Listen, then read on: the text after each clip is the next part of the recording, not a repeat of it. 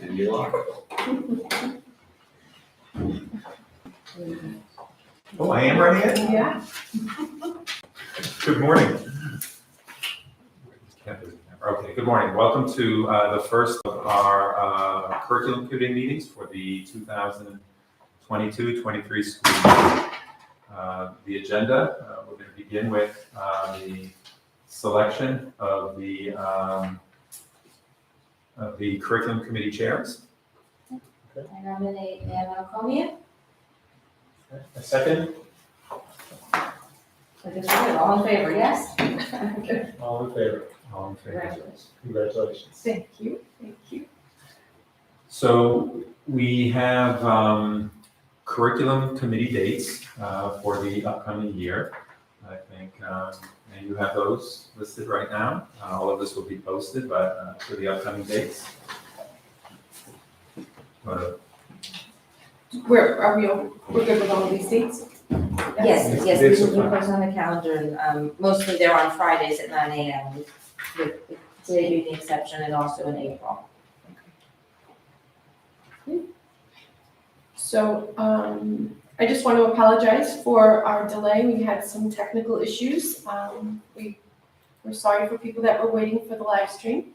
And we're ready to get on with a presentation by our new Assistant Superintendent for Curriculum Instruction and Assessment, Dr. Feeney, who will be speaking about the state of affairs, our current and future initiatives today. Thank you. And right, I realized I did not introduce myself. My name is Sean Feeney, and I am new to this district. I started July 1st. Very excited to be here. Spent a lot of time over these last few months getting to know the district, getting to know the curriculum, the students, the teachers, and my administrative colleagues. And it's been wonderful. It's a lot of work to do, which I'm excited about. And I love a lot of the initiatives we have in place at Court, and I'm excited to share some of my background and some of my experiences. So we thought we'd open this first meeting of our curriculum committee, just sort of discussing the state of affairs. This committee is all about curriculum, instruction, assessment, which impacts clearly our students, but also our faculty and the folks that ultimately we're sending out to the world. And I thought we'd just start with a quick little video, just kind of put our mindset in terms of the impact and we have in our schools, the kind of impact students need from their teachers and the curriculum. So we can play that. Is the camera turned now towards the presentation? I don't think so. I think Yeah. John said it might be too blurry because the camera is positioned to Okay. get us in Too focus. close. And So this presentation will be shared both in a PDF form as well as a form that will allow you to play this video. So, and do we have sound? We don't have sound.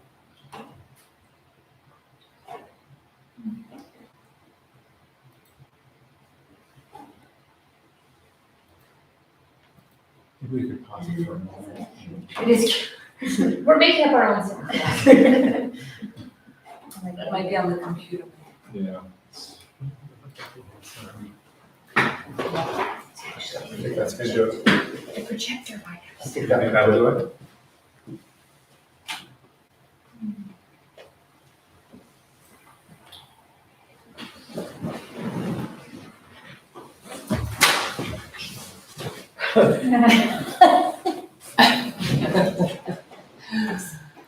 The types of people that do things like this.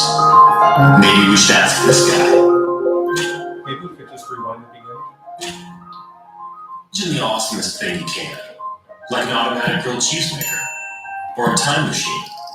Or a time machine with an automatic grilled cheese maker. Now imagine who's going to invent it. Him? Glasses here? Whoever they are? Or maybe her? But how do kids like these become the types of people that do things like this? Maybe we should ask this guy.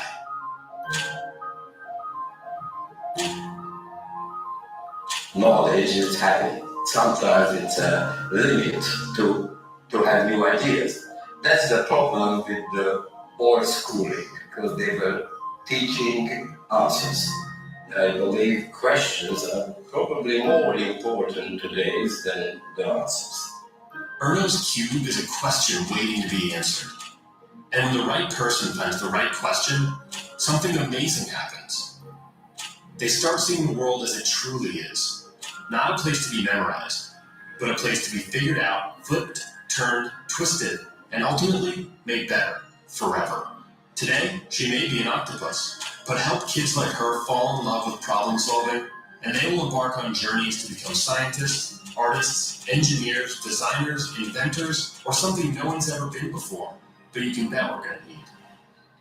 That's why moments like this, go, and this, and this, and especially this, are so important. Because there are companies to found, planets to walk on, time machines to invent, a future to be made amazing.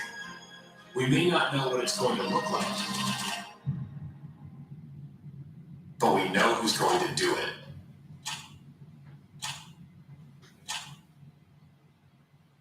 That's pretty. I love that. That's awesome. Maybe I should just end right there. Meeting over. There you go. Okay, thank you. Fine work with the sound, Dr. Hans. So, you know, what quickly became apparent, both in my, back when I was interviewing for this position, as well as what has happened since I've arrived here, is that Port has a lot of stuff happening, a lot of initiatives, a lot of really good, deep, worthwhile things. And I want to talk a little bit about some of those existing major initiatives, because the last thing one wants to do is the new person coming in is really say, okay, well, we don't have to pay attention to what was done in the past. You know, I think, in fact, these are deep and rich, and they will impact all of our future work, and they're essential to what's happening. And I've sort of arrived kind of midway through many of these, although there's a completion aspect to some of these existing initiatives. They're still in their adolescence phase right now. They're not ripe, they're not mature, and they need more work and attention to really spread within the district. So 4 major ones that are existing. Let's start with the first one, the district survey. That went out last year. It needs ongoing support, and you know, just taking a look at sort of an overview of that.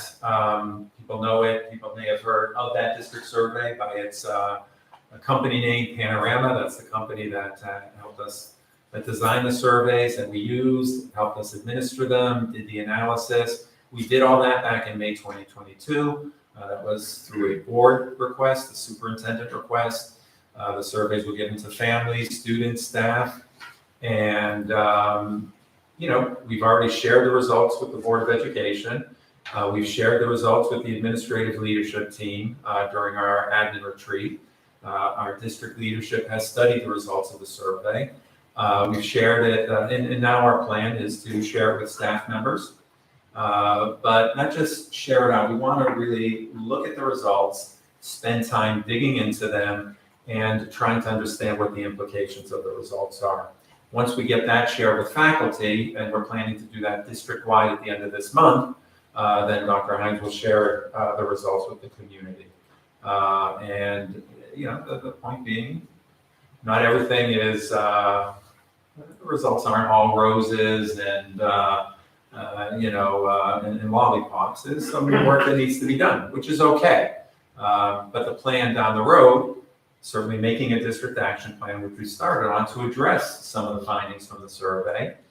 And then we expect to have 2 additional administrations of that survey this year, as early as January and as May. And clearly that iterative process will continue.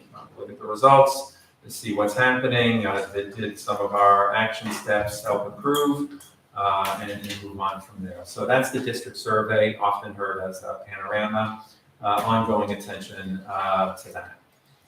And really understanding those implications of it. Portrait of the Graduate, we've got to unpack those implications. The Portrait of the Graduate, great project. It was debuted last year, and you walk around the schools, you see it in the hallways, you see it in all the classrooms. Teachers have received it, a huge copy in my office, and the message has been, know this, understand this, and recognize what the Portrait of the Graduate should look like, which is great. However, all of that stuff has serious pedagogical implications, it has budgetary implications, it's got planning implications. So as we go through and look at that, just as we do with the panorama survey, we're going to be unpacking that, the result, what the implications of the Portrait of the Graduate are. We'll unpack that, and how does that impact our instruction? How does it impact the professional development we need? How does it impact courses that we might be offering students? How does that Portrait of a Graduate, if this is what our belief is, and it is, right? It's our North Star.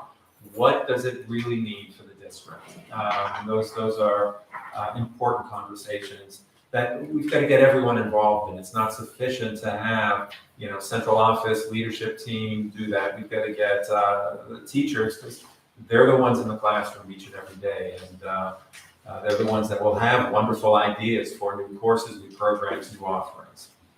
The third one, curriculum mapping. We had a strong start to that last year, but it's not done. Good shape in our lower grades in the elementary grades in terms of the core elementary subjects, but we still have to expand that to all of the areas. Teachers have done a great job. If you look at the curriculum mapping up through June 30th, I noticed teachers were submitting and working on their work. So certainly a lot of serious attention to this, but it's not done.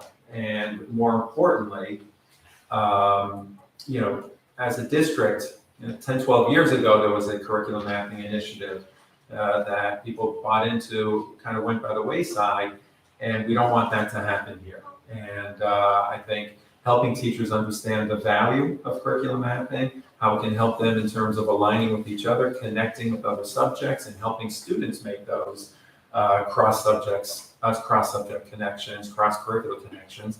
It's really important. So ongoing professional development, helping teachers recognize the importance, how it can improve and impact their instruction, and give them time to continue wrapping up. So that's some of the work that needs to be done for curriculum mapping. And of course, connecting that curriculum mapping to the implications of the Portrait of a Graduate. These are all connected with each other, to each other, these four main initiatives. The fourth one are DEI, diversity, equity, and inclusion. This is a huge endeavor that has implications across many aspects of our school district. And we're, in partnership with NYU, we had a strategic plan. It was completed in April 2022.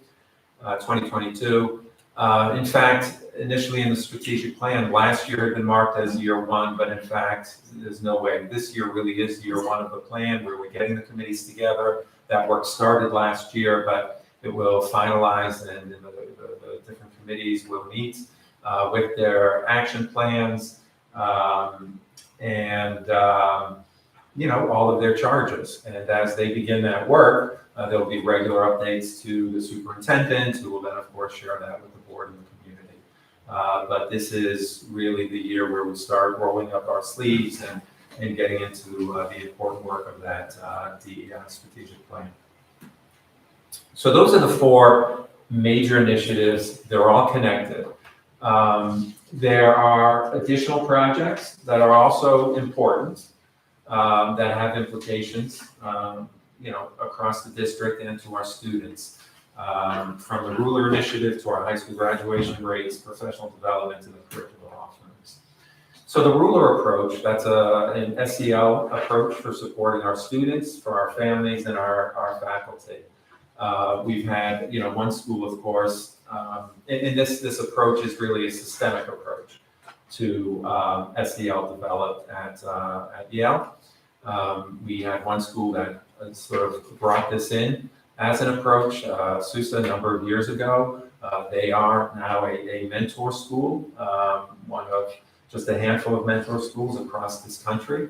As such, folks from across our country will be reaching out to SUSE to get some advice and to see how SUSE has adopted, this ruler approach. The ruler approach has, implications and the support for the other students.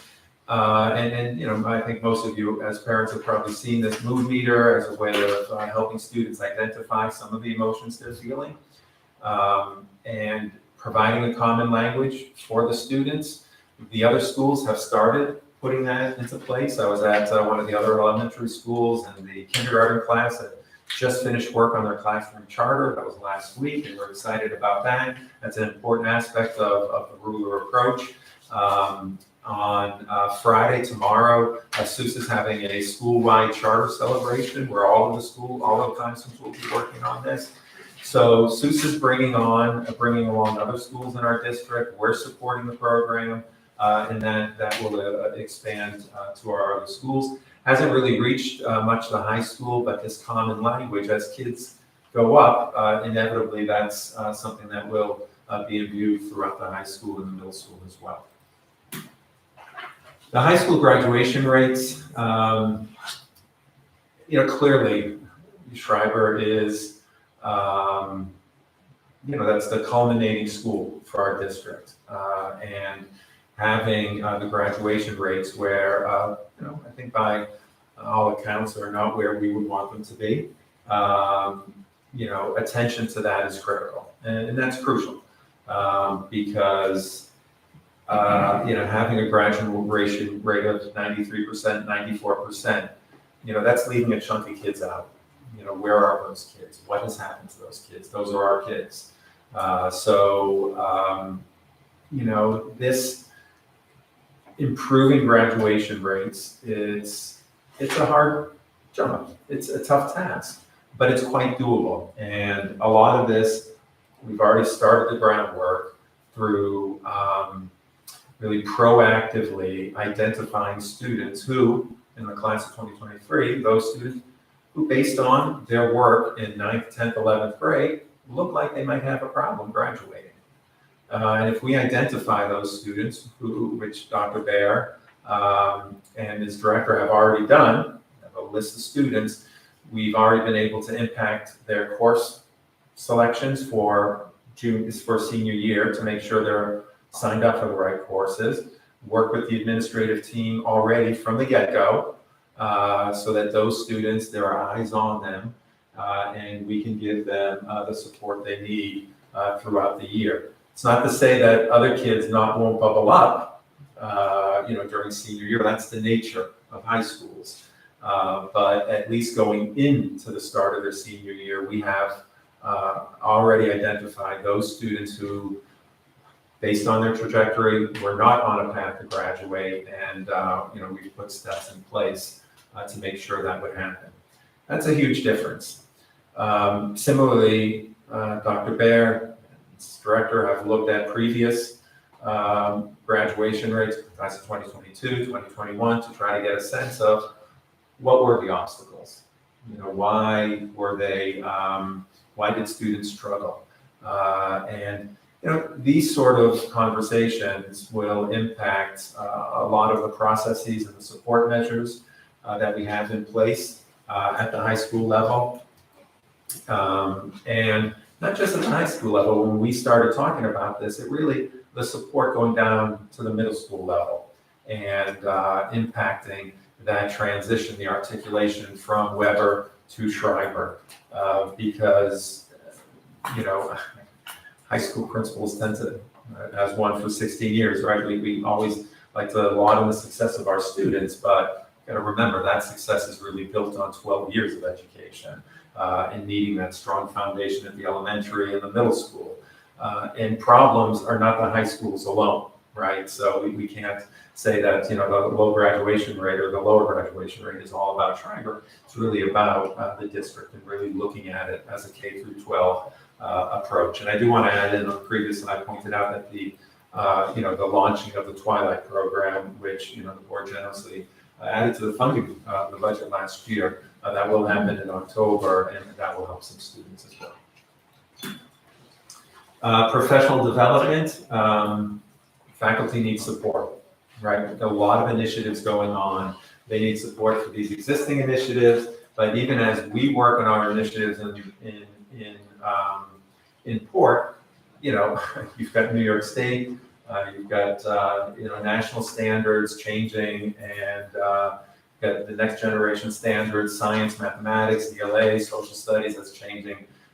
Elementary, middle school level, the Regents exams are changing, AP exams have changed. All of this necessitates professional development and making sure that teachers receive that.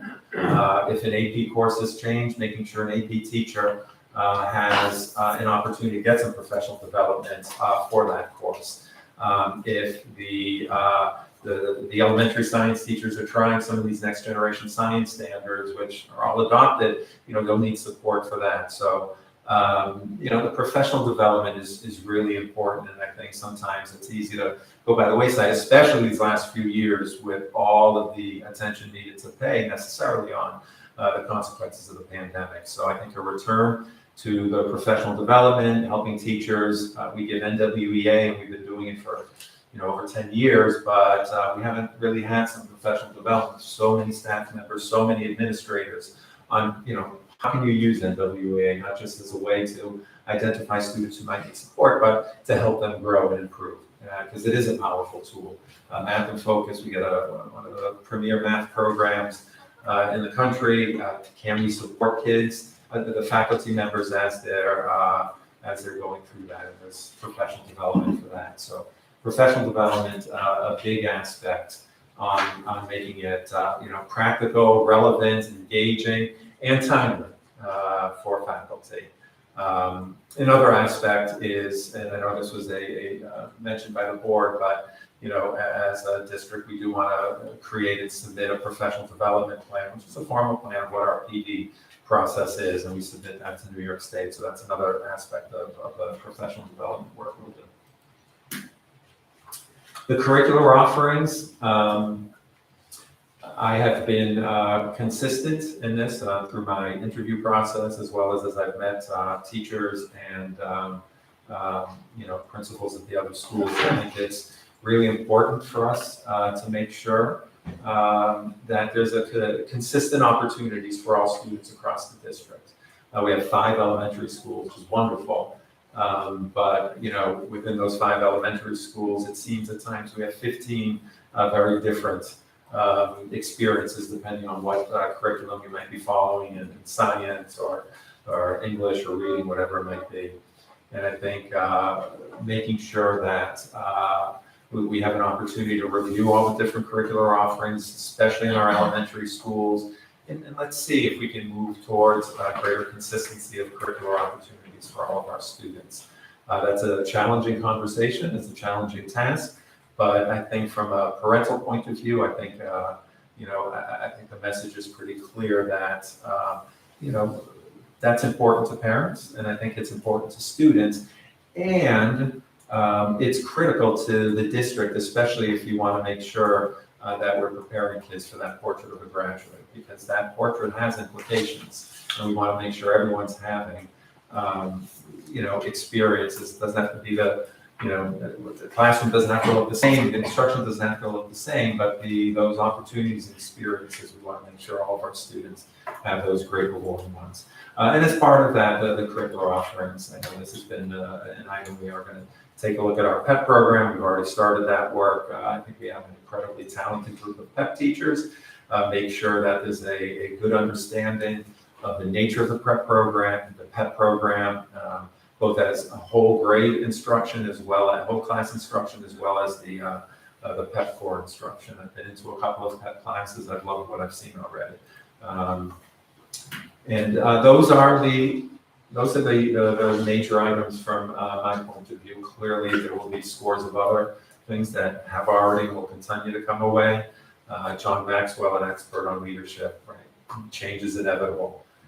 It's going to happen. You know, we've got to choose whether we want to grow with that change or sort of fight against it. That's sort of my broad overview.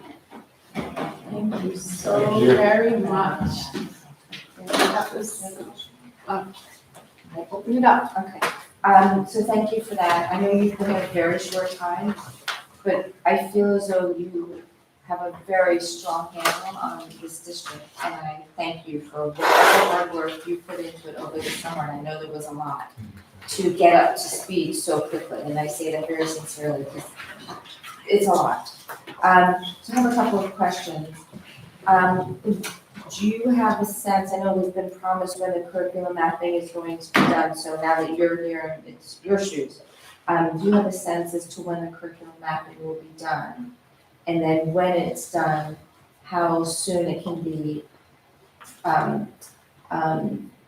not really implemented with some type of fidelity? So the curriculum mapping is a tool, of course, for the teachers, and it's done in many areas, right? And I think Dr. Hines communicated that in his end of year address, but it's in many ways it's still draft. I think what we want to do, and our goal, I think in year 2, is to certainly have that wrapped up. I don't want to say wrapped up because curriculum mapping never really gets wrapped up, right? But move from a draft to more of a polished product that can then, you know, be sustained with ongoing revisions. We've got a great tool in Chalk, and you know, you're able to monitor and get a sense of where it is. That's how I was able to tell that, you know, even up to June 30th, people have been working on it. So, you know, the target goal would be to have that in far less of a draft form and far more polished, especially for those core academic areas, but also with the arts. And, you know, that's the value of curriculum mapping. If you can, the art teacher can see what's going on in the other classrooms, you know, that can help inform maybe what goes on in the art classroom, for example. And that's sort of what we're trying to get to. And the power with the curriculum mapping, of course, is when you can start getting schools talking to each other about what's happening in, I don't know, 3rd grade, for example. So the target would be to have a far greater sense of a polished product by the end of this year. And when, are they talking to each other through the Chalk platform, or they? Well, you can look up and Meeting, or- see, but I do think to your point, and I'm so sorry to cut you short, but that's an important part of professional development. Sometimes just time together is an important part of professional development. And I think that as a district, we're fortunate to have, you know, sort of monthly opportunities to have a common theme together for the community through those Wednesday meetings. And we're using that first Wednesday meeting to focus on the panorama survey, which is important because we don't want to let that go too long. So there is a lot of stuff, and yes, curriculum mapping is important. It's one of the top 4, but right now I think rolling out the results of the survey and understanding that, that's going to be the first priority, that common one. But the curriculum writing will certainly be, the curriculum mapping will be an opportunity to work on that, get together during Superintendent's Conference Day on October 24th. So we will force those folks to, we'll provide the opportunity for folks to get together. When they get together, they love it. That's great. They do love it. Okay, so my next question, you mentioned there was a kindergarten class engaging in creating a ruler charter. Uh-huh. So we as a board did that last year or the year before, 2 years ago already. I don't know if the community knows what a ruler charter is and what the process is, but to have kindergartners engage in it, I think is brilliant. It was awesome. And it's basically a chart of how we will treat other people and how we will engage and how we will regulate our emotions. And it's all about respect and acceptance and that type of thing. The question for the charter given to the kids was, how do you want to feel when you come to school? And the kindergartners, it's just, you know, one word. I loved it. So is this a project that was given as a task to all the teachers, or are just some teachers doing this? Or is it So just in one school? This was at Salem. At Salem, And- so- Right, but clearly, as I mentioned, Friday is at Susa, school-wide charter celebration. And that's a big day, that's tomorrow. They're having a class charter, a party effectively, where every classroom will be focusing on that and celebrating the charter. This kindergarten charter, I was surprised when I walked in to see it and to hear the students and the discussion around it, about how they felt. But that was happening throughout Salem. And where it is with other schools, that's where I'm still trying to get a handle on. Salem or Susa? It's Susa. Salem was the kindergarten one that I walked into. Oh, great. Susa's having this, Susa, they've been doing it, yeah. Yes. Well, And they're having it. Susa, they're a mentor school, they're experienced. So for Salem, I think these were some of the first experiences. And even as you're rolling out ruler, it's really important. Ruler's not an approach that you can snap your fingers, have in the school, within a couple of months. You need to understand it, you need to work through the faculty, buy from the faculty, have the faculty understand it, and then it gets rolled out to the students. And that's, Salem started the faculty work last year, and now they're rolling it out to the students. And the other schools? They've started, I don't know the exact, timeframe where they are, but we talked about this at a meeting with the elementary school principals. They're all on board with ruler, and they're going at slightly different paces. Susa, it took them 8 years to get where they are right now. We're not doing 8 years to get there, but it may take a year or two to get to the point where Susa's, class, the class charter celebration day is happening. Mhm. But having Susa, that's a real good model to have, and they've been a great resource. Because you talk about consistency, so I'm Mhm. hoping that there will be Yeah. across all the elementary schools. So I know you just got here, I know Dr. Bear just got here, I know your primary focus in terms of graduation rates is getting the kids for the class of 2023 to the finish line. I believe you're going eventually, you've got a handle on that, to look at the class of 2024, class of 2025, before they become seniors. But this year, for the school year 2022-23, are there any 11th graders? Are you looking at any 11th graders who may be in danger of not graduating because they're dropping out in 11th grade? Is that on your radar at all? So- Even maybe 10th grade for some of those. No, kids. it's absolutely on the radar. The way, these sort of metrics, from graduation rate to advanced designation diploma rates, all these things, it is, these get improved attention to detail, often one-on-one conversations, ownership of the kids. And what Dr. Baer has really done so wonderfully, right? We both started July 1st, and this was our first conversation. And, going through student by student, developing that list for the class of 2022, 2023, was critical. But the corollary to that is, you don't wait till they're incoming seniors, and you start tracking them by 9th grade. So by the end of 9th grade, you've got the list of, okay, where are they? Are they meeting the requirements? How many credits? So on and so forth. So she is working backwards, and they'll have a tracker for the class of 2023, 2024, 2025. I think she's well on her way to 2024. But yeah, that's critical, because you don't want to solve everything senior year. You proactively, and even when kids start veering off and maybe say, I'm going to drop algebra 2. Well, you drop algebra 2, all of a sudden you no longer really can get an advanced designation diploma. Well, why? Let's provide support. Is there something else we can do? So creating an awareness is critical, and those are part of the conversations that she and this director have with guidance and the assistant principals. So that's being imbued within the high school. So absolutely. But do they have their eye on kids who are currently in 11th grade who may drop out this year? Yeah, that's the, Right, who never that's, even make it to 12th grade. right, but that's the class, developing the class of Yeah. 2024 tracking system. Yes. Thank you. So I have one question. I appreciate the discussion about the curriculum maps, and I just want to know operationally, when the curriculum maps are done, how do those get operationalized? In other words, how do they go from being pieces of paper into the classroom? So they, of course, are not, they're all, this is all electronic, and it is a living document. Well, I just mentioned that because, the last thing we want is, okay, well, I've got my curriculum map done, can you file it away, I gotta go back and teach. But that's where, you wanna have that, so, and that's part of the professional development, helping folks recognize where a curriculum map, where the curriculum mapping work can help them and help their students, help the students develop those connections with other subjects. So that's part of the professional development work we're doing this year. And so as they're finishing the curriculum mapping, they're also, learning to operationalize it, if you will. Thank you. Yeah, if I could just add, Of course.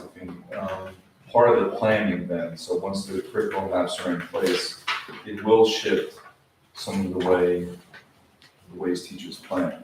So they won't just go to the September folder like they have hypothetically, for the past 10, 12 years. What they'll do is, because now when grade levels meet, whether it's in the respective building or respective across all 5 buildings, let's say elementary wise, it may shift when they actually teach things, but always focusing on what the exit outcomes are when they reach the end of 3rd grade, end of 5th grade. And so that may change, which is going to, I think, not to use the word pushback, but I think that's where some of the difficult conversations will come into play. If I've been teaching this way for the past 10, 12, 15, maybe even 20 years, now you're asking me to change when I'm teaching certain things. But ultimately, in the end, everyone should get to the same place at the same time. That's Great, thank you. Questions? I have no questions, mostly because this presentation answered a lot of my questions already. I just simply want to say that I find this incredibly helpful as an overview of the building blocks that, as you've said, we've got here ready to go that need to be matured and nurtured and taken care of. And to me, it's about, it's ingraining a lot of this into our culture and how we look at our schools and our students and our staff and our community and our families. And this really gives a wonderful, it's like a picture window into the work that will take place going forward and what we have started. So this is very exciting to me, and I'm looking forward to working through it with the board and with the administration and the staff. That's what I've really tried to communicate. I mean, there are a lot of wonderful things to your report, and if I wanted this to be, in this position to be all about me, I'd bring in this program, that program, we're gonna do this, and really, I want it to be about the excellent work that has taken place and how I can help perhaps support folks who are doing this hard work and really building upon that, because there are great building blocks in place. I think that's a good way to frame it. So before we move on, I wanted Question. to go to our board members. So, because I actually want to build on what you just said, and so again, thank you, you've done a great job at doing this overview, and I think it's great when we have fresh eyes come in and look and see all of the initiatives that we have been doing, and you are really accurate in having lived through a lot of these initiatives being born, you were right, we did a lot, there's a lot going on within our school district, and despite all the other stuff that was going on in the world, we did put in a lot of new initiatives. So my question to you is, how do we as a board, because Nanette said you look forward to working towards this, how are we as a board going to be updated on these initiatives? Do you foresee coming to the curriculum committee or coming to a general board meeting and giving us an update? For instance, on the 4 major initiatives that you, I guess, outlined, or the things that you've gone in to the bill, looking at our district and said, these are the things we really need to work on first, and then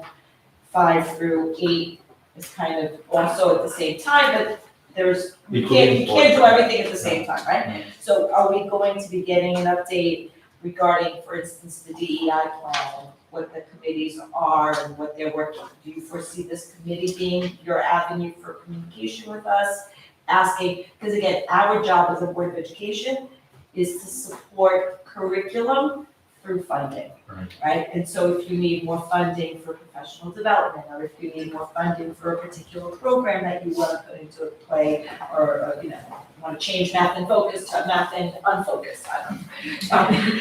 I'm just gonna, You're good at so We did that already. how do you foresee the So- board working things in going forward? I'm going to answer one of your questions real quickly. Yes, and that's do we need more funding for professional development? So I'll just get that out there right now. The answer is yes. No, that said, so, some of the, as I mentioned, like the DEI plan, it's got a mechanism within all of those committees to do reports to the superintendent who will then push out. Some of these other things, yes, I know that this committee will be, we've discussed a lot of topics we want to, present, some of which overlap with that, others don't, but I think certainly either at board meetings or this committee, any update that I could provide on what's happening, especially after we've done, notable training. We can talk about what happens after September 28th, when we present the panorama survey to all of the faculty members, staff members. Dr. Hines, of course, will be communicating that out to the community as well. So, whatever vehicle is best, I think, depending on what the agendas of subsequent meetings are, there may or may not be time for lengthy discussions, but certainly quick updates, absolutely. Yeah, I've said this is what we're working on. Well, I would so- imagine that the agenda items are pretty much this, because, you've got a whole list of things that need to be worked on. I don't know, what else could we possibly be? I don't know that we would want to start new initiatives. Well, what I would say to that is agenda items might include, presentations of information, not necessarily new items.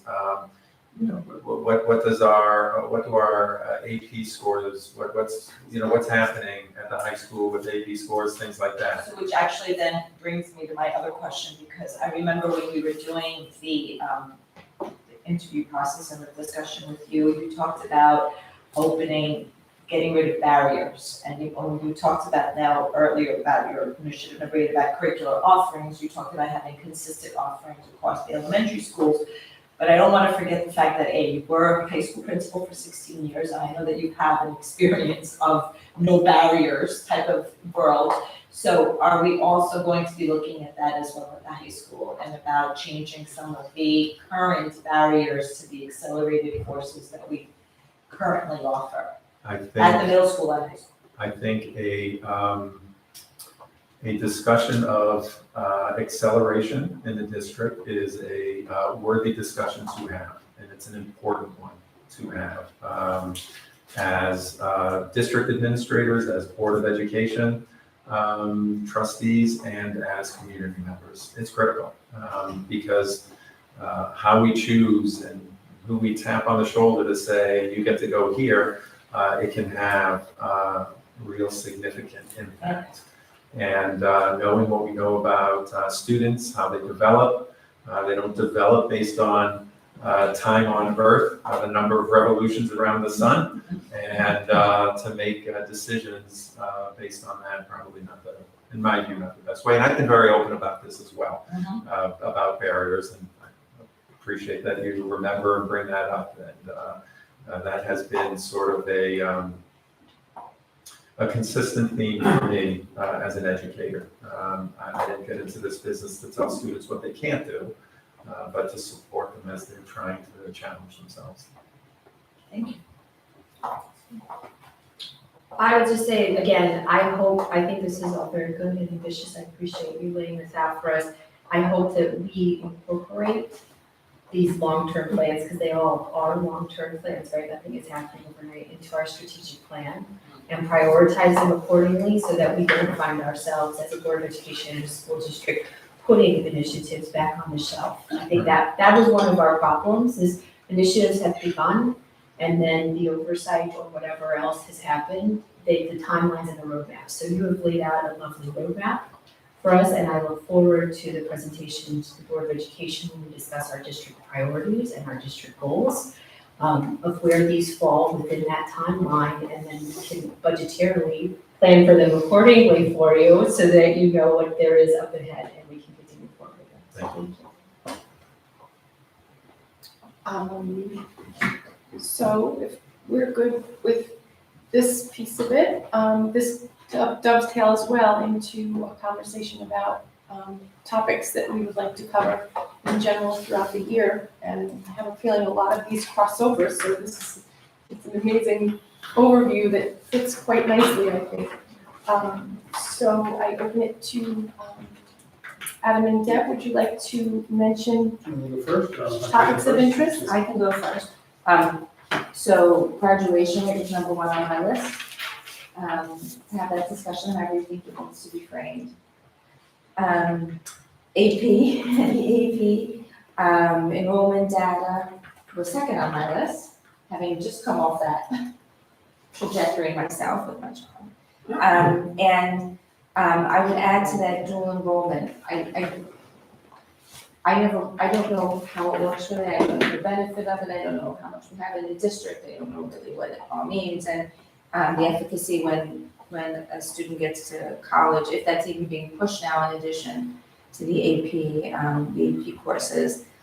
And however you want to frame that, what do you think we need to stay with the AP, how many kids are taking AP, should we do our own honors program and scrap AP, however you want to frame that, and I don't know if you want to bring in Dr. Bear, whatever you want to do, I leave that to you. I'm open because there are a lot of tentacles to that.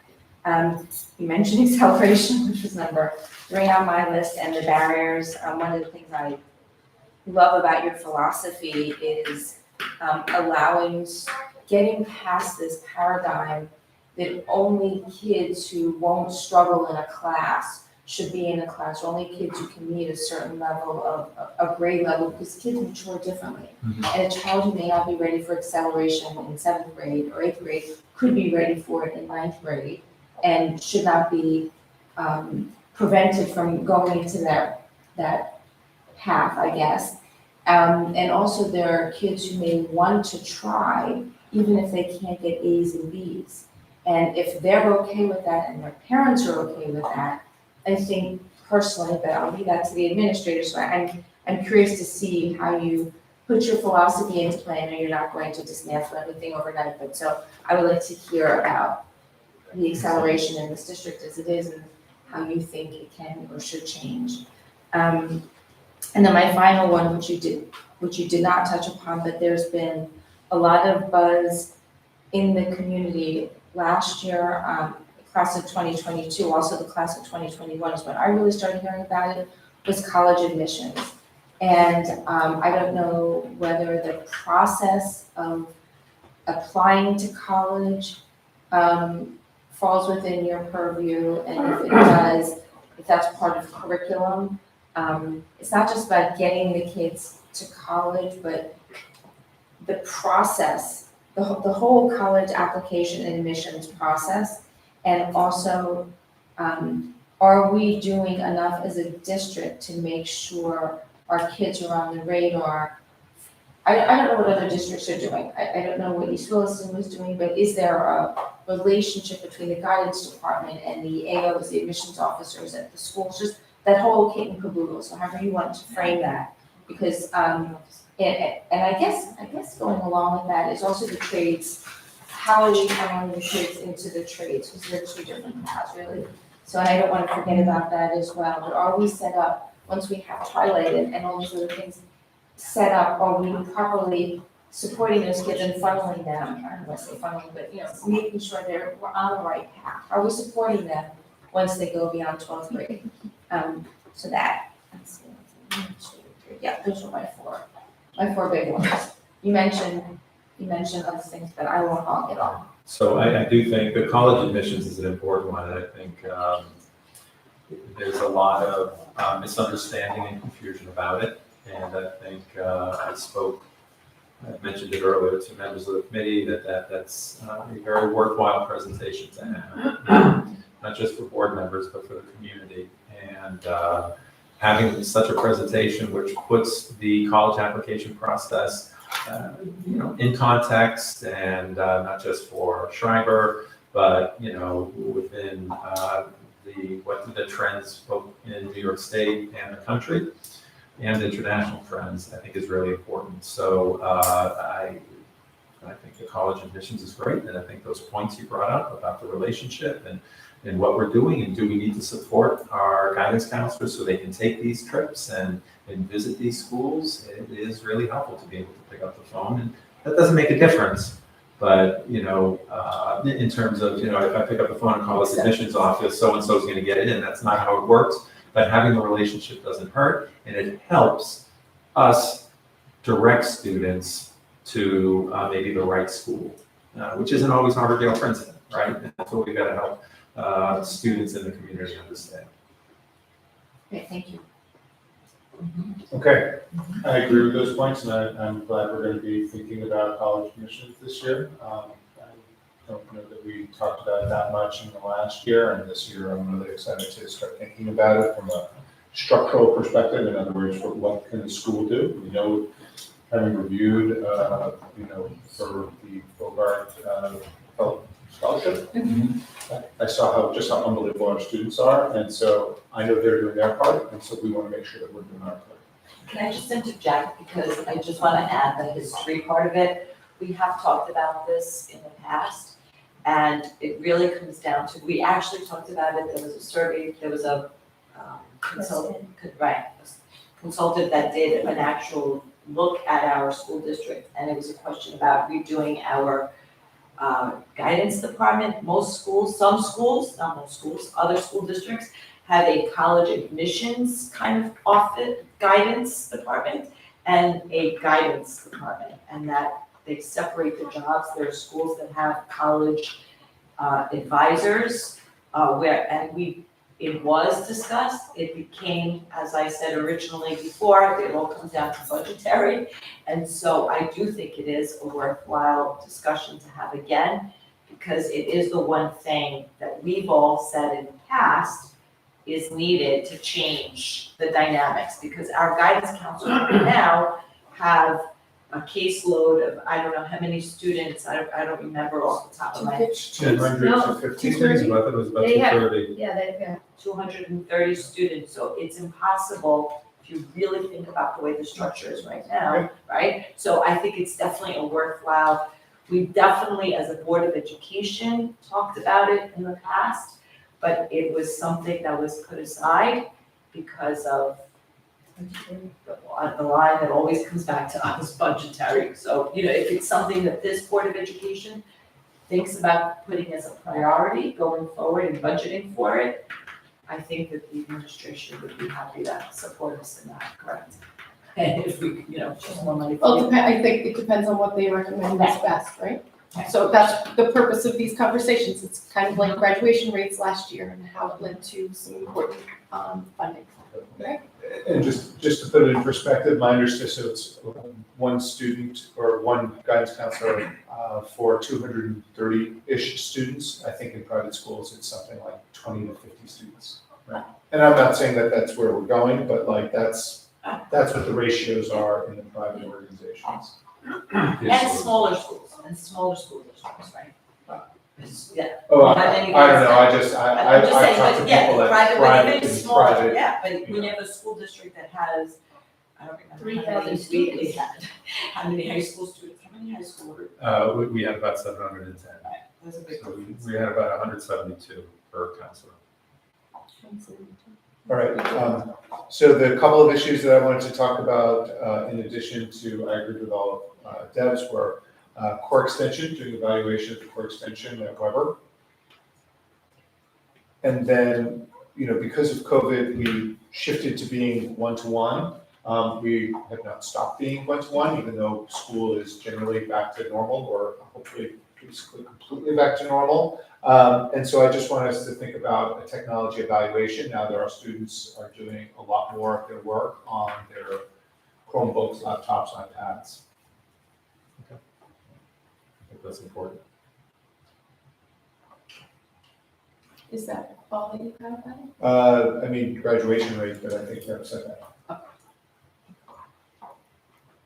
So we're very like-minded on this committee, so that's delightful. I completely support all of those ideas, and in addition, I know you mentioned a little bit about ruler today, but in terms of, it's our draft of board goals for the year in terms of looking at our students through these social emotional lens and making sure that we're staying focused on that.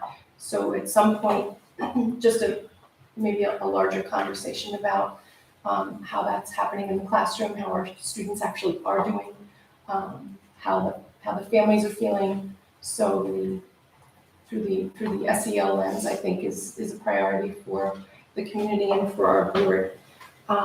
And the only other one, not only, far from only, but part of the strategic plan is the PEP review. So I hope that we can add that to our schedule for the year as well. That would be much appreciated.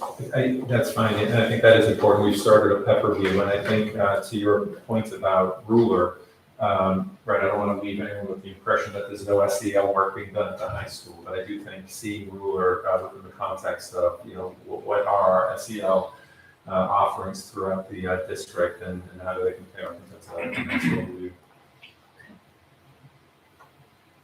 Any other thoughts on any of that? Dr. Hines? I think, when I first came here 3+ years ago, I don't think, and I'm not finger pointing, but I don't think we really spoke about graduation is. So the fact that it is in the forefront is very, very happy. And digging into the subgroups as to, what supports they need. I've been speaking to Sean, to his detriment maybe almost every day. He's been really looking at a lot of the data. And so the fact that he has set his eyes on multiple aspects of our district from a data perspective, I think lends a very important perspective as far as how our students are faring, not just at the high school, but certainly K through 12. The AP data is something that has been sticking in my craw for quite some time. So the fact that we are going to have this conversation, and Sean shared some preliminary information with me, and I very much appreciate that. The last thing I want to end with, when we talk about barriers and acceleration and giving all kids opportunities, that's probably the one that's the most important. Part of the reason why I'm so thankful Sean is here is we are incredibly like-minded when it comes to this. And with that, when you draw a line in the sand, when it comes to barriers and potentially removing them, you have to remember there's people on the other side of that conversation who don't believe in it. Yeah. And so when we engage in this as far as what the benefits are, we're looking at this from K through 12, and I'm assuming we're not just looking at where the barriers are at specific grade levels, but systemically through the whole system. And so that is something I'm very thankful for. So this is quite the list. If we get through it, God willing, and weather permitting, in 1 year, that will be a miracle, but I think we can do it. We have some time to make up for. Yes. We were a little slow last year.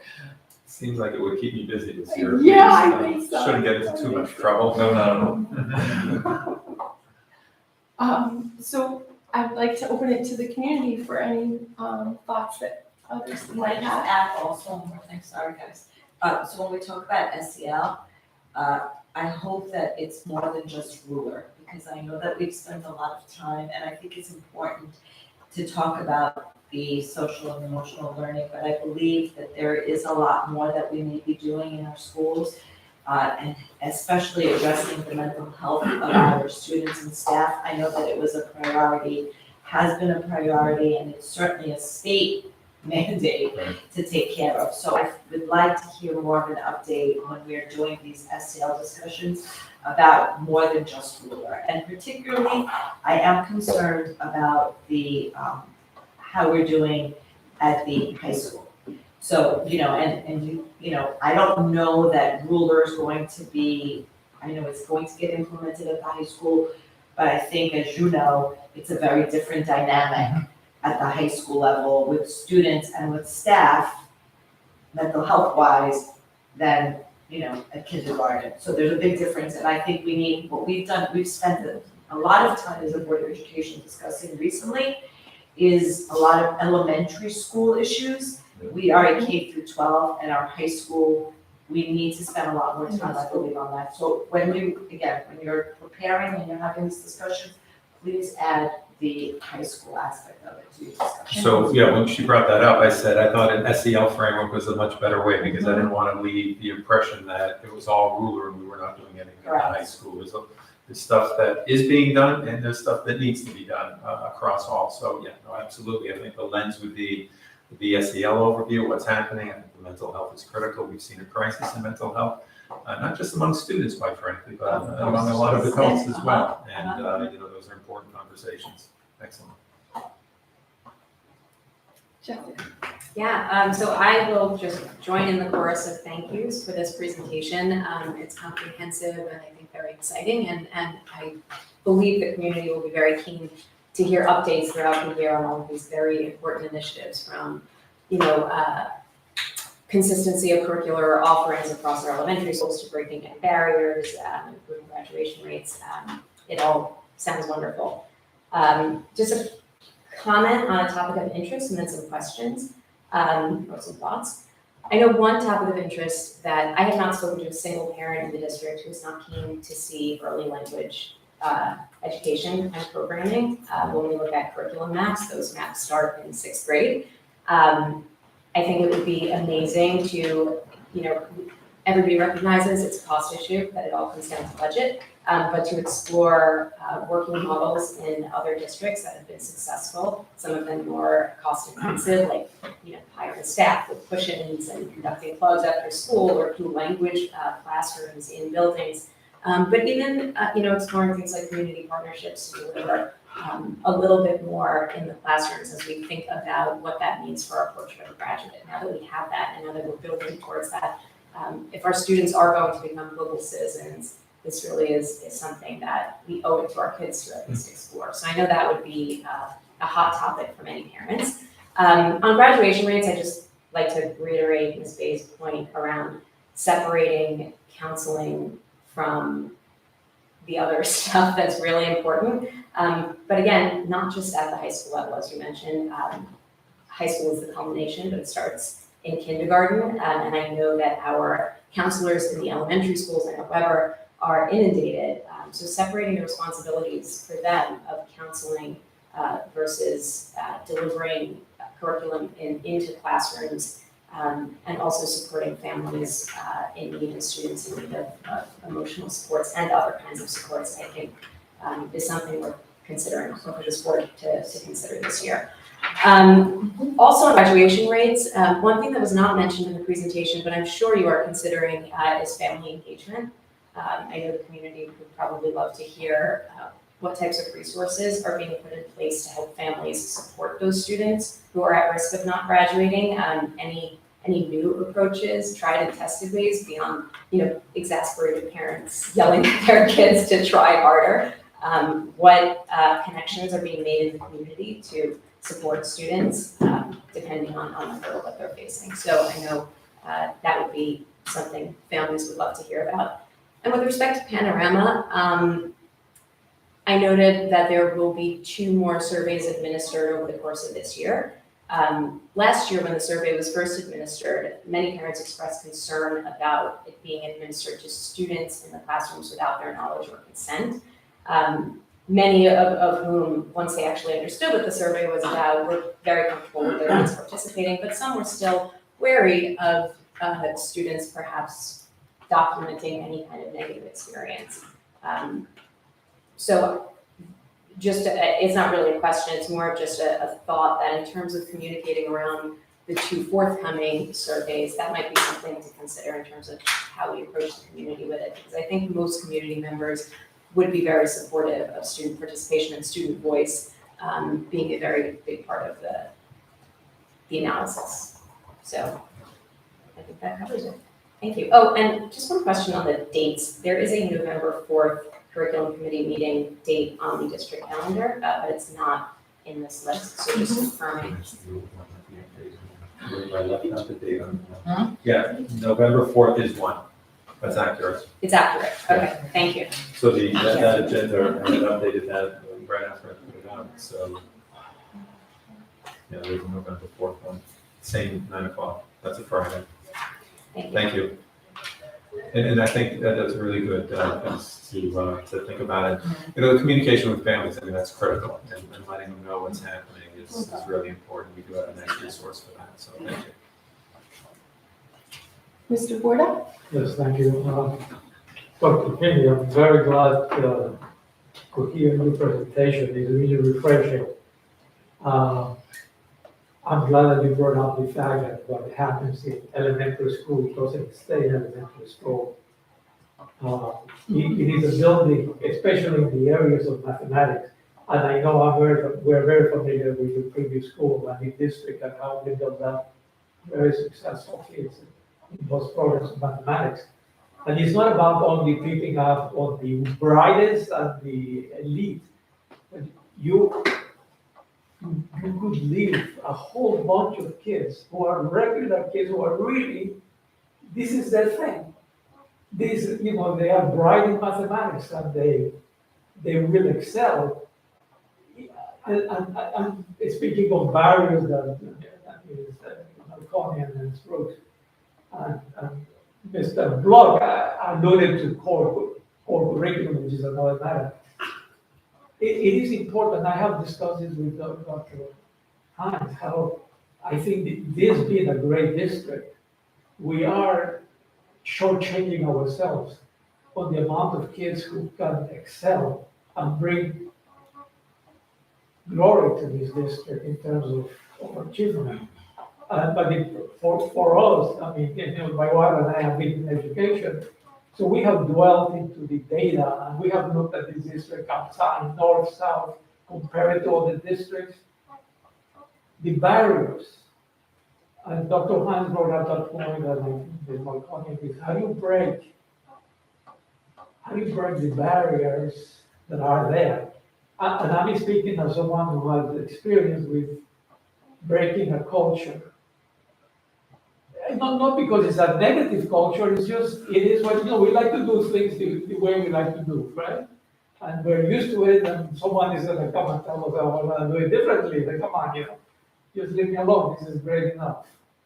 But there is a video, a 10 video that I would like to share with the superintendent as well as the board, which I will tell you, it's about failure is an option, it only leads to success.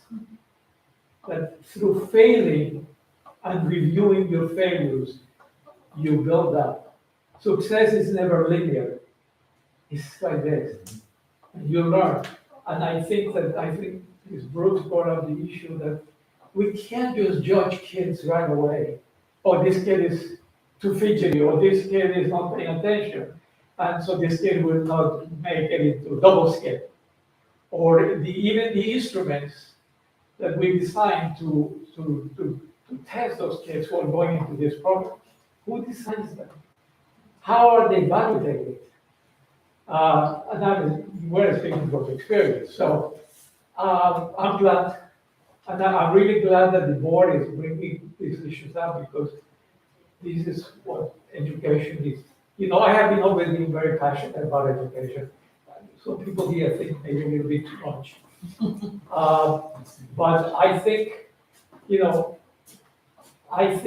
education is fundamental. I didn't come to education from an educational background, and I came into this profession, and then I sort of I became passionate about it.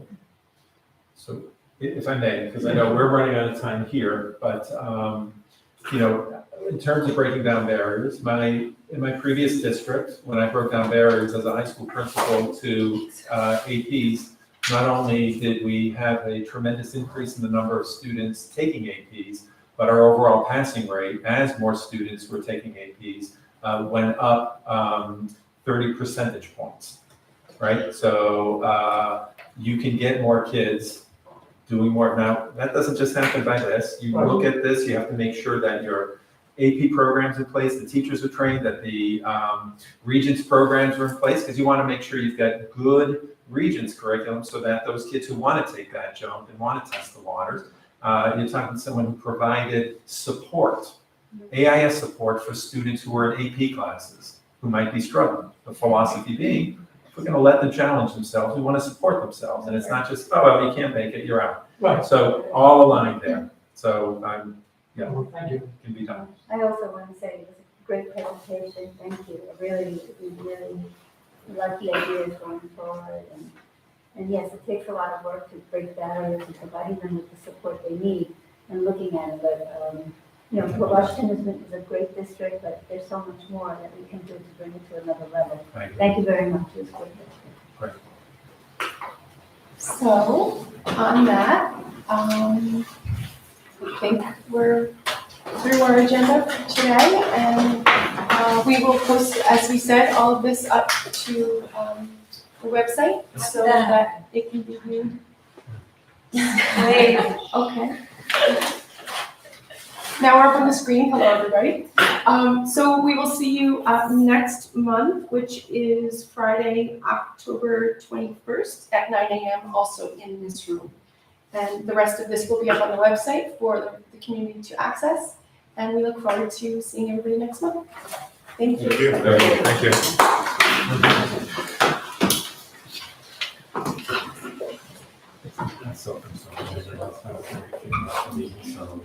No, Oh, you did it remotely.